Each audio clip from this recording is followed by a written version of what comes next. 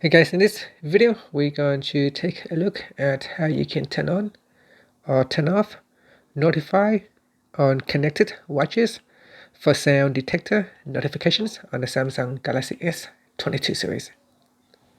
First, tap on the home button to go back to the home screen. From the home screen, swipe down at the top and tap on the settings icon. In settings, swipe up to go down and then tap on accessibility. Next, go down and tap on hearing enhancements. Then tap on sound notifications. Next, tap on open sound notifications. And then tap on the settings button at the top. In settings, go down and tap on notification preferences. And in here, tap on notified on connected watches. Tap on the toggle button to switch it off or turn it on.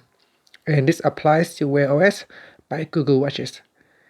Now you can do this for each of the sections in here. So you got the emergency section, priority, and appliances and other. And finally, you can tap on the home button to go back to the home screen. Thank you for watching this video. Please subscribe to my channel for more videos.